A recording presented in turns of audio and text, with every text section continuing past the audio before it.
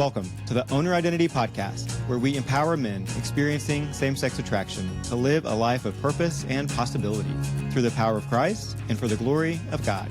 My name is Jason Meller. I am so glad you're here. Come on in, have a seat. Let's go.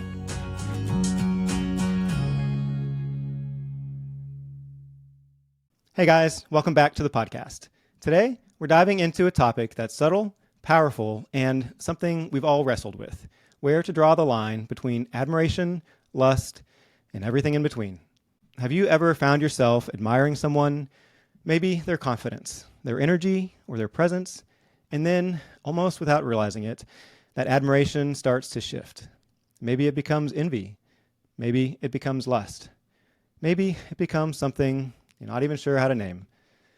That shift can feel confusing, even overwhelming. But it's also an opportunity to pause, reflect, and understand what's really going on beneath the surface. So today, we're going to unpack that. What causes that shift? How can we recognize it?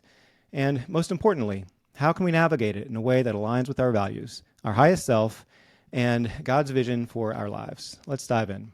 A couple weeks ago, I was involved in a crucial conversation. And when it was my turn to speak, I had to express an opinion that was different than somebody else's. I was uncomfortable and scared. Afterwards, I sat on a cafe bench downtown and journaled about it. I was feeling vulnerable, but also proud of myself. As I was doing that, an attractive guy walked past. I noticed his confident walk. He had his head held high, and I really liked the way that his clothes looked and fit, and I was wondering where he got them. I was making up a whole story about him in an instant in my head. If you want to learn more about the stories we can make up about people, you can listen to an episode I recorded about 3 guys in an airport. Anyway, then I went back to my journaling, and I just had a sense inside myself that if I looked up at him again, it was not going to be from a place of admiration, but out of a place of insecurity and lust. I just could tell in my mind that if I looked for him again, that I would be looking for validation and for something from him that I really should only be getting from God.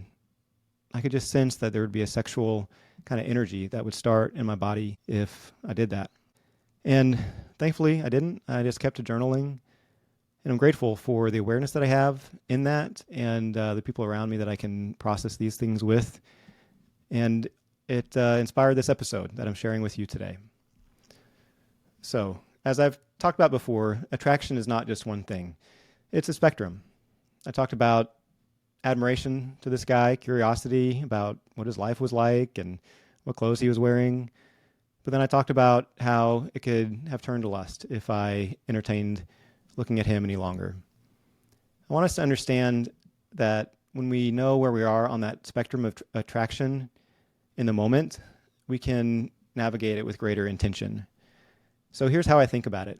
Admiration is when we see someone and think, I like the way they carry themselves, I admire their confidence, their energy, their style. That admiration feels light, inspiring, and expansive, like it's pulling me forward toward growth. I think admiration is a gift. It's a way of seeing the beauty and goodness that God has placed in others. It's not just about noticing someone's confidence and energy. It's about recognizing the divine spark in them and letting that inspire us. When we admire someone, we're seeing a glimpse of the creativity and goodness God has placed in them. It's a reminder that we're all created in His image, each with unique gifts and strength. Curiosity, another type of attraction. Sometimes we're just curious about someone's life or choices. We may wonder, what's their story? How did they get to where they are? That kind of curiosity can lead to learning and connection. And then we can slide into comparison. That's what I could see myself doing, comparing my insecurity and vulnerability in that moment with the story I was telling myself about that man's confidence based on his appearance. Comparison is where things start to shift. Instead of feeling inspired, we start measuring ourselves against the other guy. We think, why don't I have that? What's wrong with me? And that feels in our body heavy, constricting, and self-critical. Then there's lust or envy. This is when someone stops being a source of inspiration and becomes an object. either of desire or resentment in the case of envy. Lust distorts our vision. It takes someone who's made in God's image and reduces them to an object of gratification.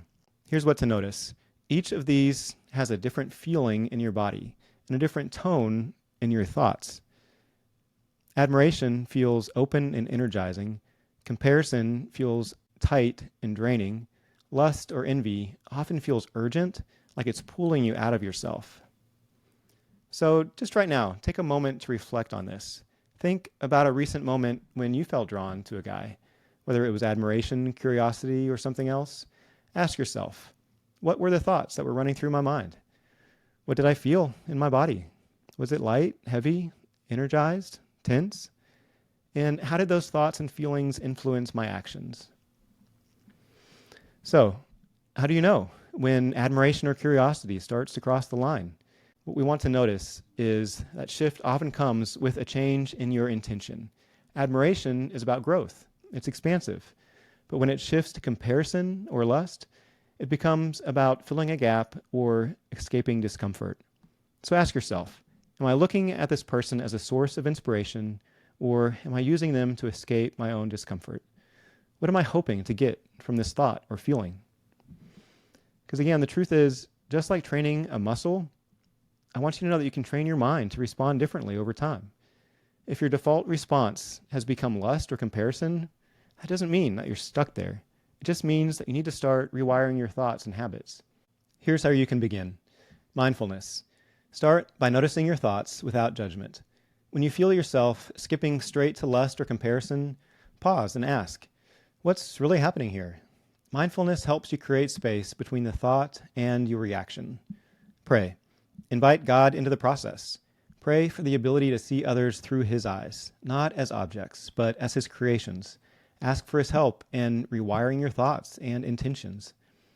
Journaling. Write down your experiences. Reflect on what triggered the shift and how you can respond differently next time. Journaling helps you build self-awareness and track progress over time. Visualization. Use your imagination and visualize yourself admiring somebody without feeling insecure or overwhelmed.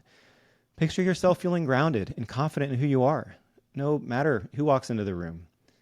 A visualization exercise like this is going to send a message to your mind and your body that it's possible and that it's important to you. And for some of you listening, man, you might feel like admiration isn't even on the table anymore. Maybe your body and mind have been conditioned over time to skip straight to lust. Or for others, it might be to skip straight to comparison. And if that's where you are, I want you to know this. You're not broken and you're not stuck. You can retrain your mind and body to respond differently. One way to do this is to practice empathy by imagining what their day might have been like or what challenges they could be facing.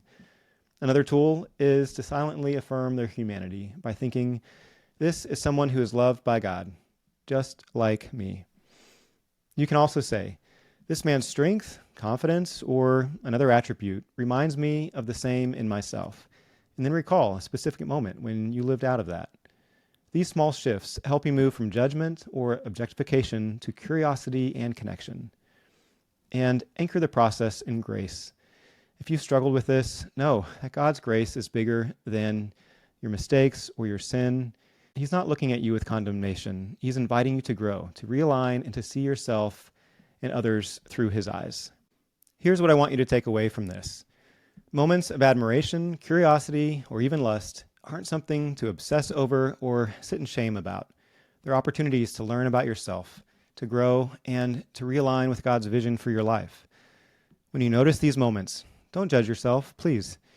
Instead, I want you to get curious and ask yourself, man, what's this moment teaching me? Because the more self-aware you become, the more that you're going to be able to navigate these moments with grace and integrity. You'll step into more of the fullness that God intended for you, be of greater service to others, and live more fully alive. Guys, I want to thank you for being willing to learn and put in the work to grow by listening to this podcast. As you are practicing these principles, I would love to hear how it goes for you. You can email me at hello@jasonmeller.com and let me know. And finally, I want you to know that you aren't defined by how often you have looked at a man with comparison, envy, or lust. rather than admiration or gratitude. You are defined by the one who calls you his, and he is always looking upon you with love.